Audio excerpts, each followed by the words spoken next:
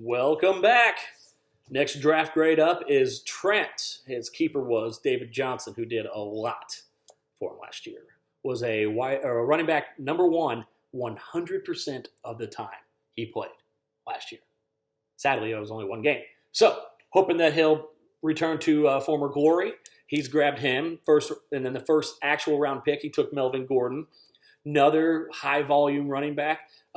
Should have a good year, barring any setbacks or things of that nature. So you should have a solid 1-2 punch starting out this year. Then you grab Zach Ertz. Get it. Another stud tight end. Make sure that you get that guy. Does have a bit of an injury history, so you got to watch out for that. But overall, I think that that'll be somebody beneficial. Now, then you grab Lamar Miller. Once again, I'm not going to argue, running back depth, especially what happened to you last year. I get it, but because of the tight end pick, you really handcuff yourself on the wide receivers. So your starting wide receivers as of now go Devin Funchess, Pierre Garçon, and Sterling Shepard. All three of those guys could not even be the number one option on their team. That's a little scary. But you grab Kenny Stills, and that's coming from a Dolphins fan. I know how we play. And when Kenny Stills has played well, Ryan Tannehill has not been playing.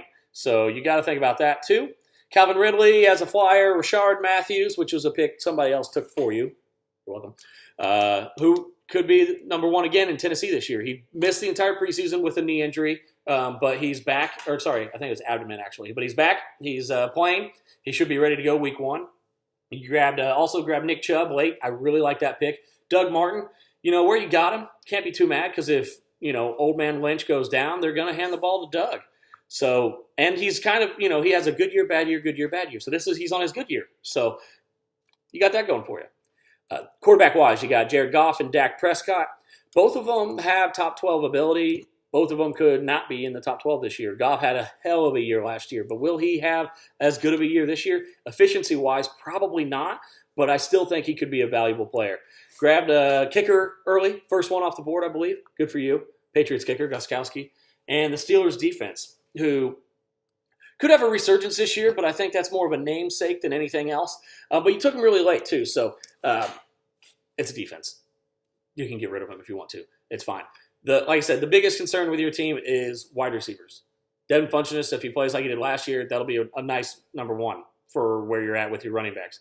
But with you only starting 2 running backs per week, with the flex position being wide receiver tight end, you might have wanted to wait one round because of the Zach Ertz pick to grab another running back, because if you're hoping that they stay healthy, you'll never need your third running back. I get that doesn't always happen. I'll let you last year.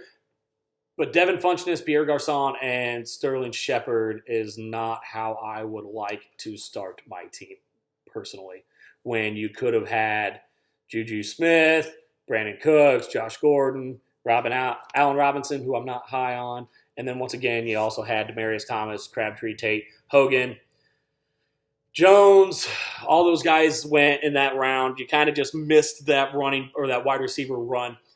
But it is what it is, man. I mean, your running backs will be probably the best in the league with that 1-2 punch. So it's all about how you're looking. And if you pick up somebody, or if one of your guys ends up going off, then you're going to be fine. Especially with having a top-tier tight end where you're going to be outscoring everybody at tight end outside of 2 other guys, Gronk and Kelsey most likely. I think it'll be okay, but it's going to be rough sledding on who to pick. You're gonna swing and miss on some wide receiver guesses this year, but we'll see how it goes. Overall, I gave your grade a B- solely basically because your running backs are studly, and the tight end play will be really good. I like your quarterbacks. I think that between the 2 of them, you'll be fine. And like I said, need a little bit of improvement on the wide receivers, but that's the nature of the draft.